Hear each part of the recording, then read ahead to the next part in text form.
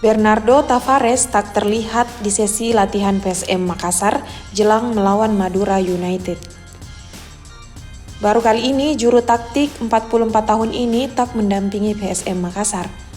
PSM Makassar menggelar latihan di lapangan Boswa Sport Center, Jalan Teguh Umar, Kecamatan Tello, Kota Makassar, Rabu 26 Februari 2025 sore. Manajer PSM Makassar, Muhammad Nur Fajrin mengungkapkan Bernardo Tavares izin pulang ke Portugal.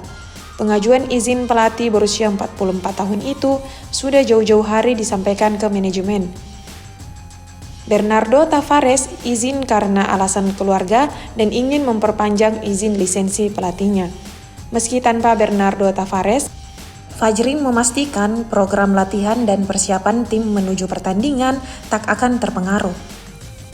Tugas Bernardo Tavares akan diambil alih para asisten pelatih. Asisten pelatih nantinya akan melaporkan hasil latihan kepada Bernardo Tavares. Bernardo Tavares akan tetap mengontrol Yuran Fernandes CS baik sebelum dan sesudah pertandingan.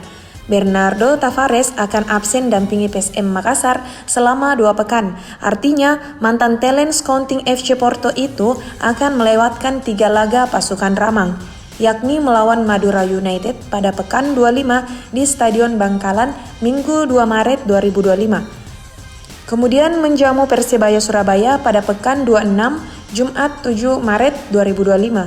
Terakhir menantang Persik Kediri pada pekan 27 di Stadion Brawijaya Kediri, Jawa Timur Selasa 11 Maret 2025. Pelatih berlisensi UEFA Pro ini akan memimpin skuad PSM Makassar lagi akhir Maret pada persiapan melawan Chong Ehai Noi FC. Download Tribun X sekarang, menghadirkan lokal menjadi Indonesia.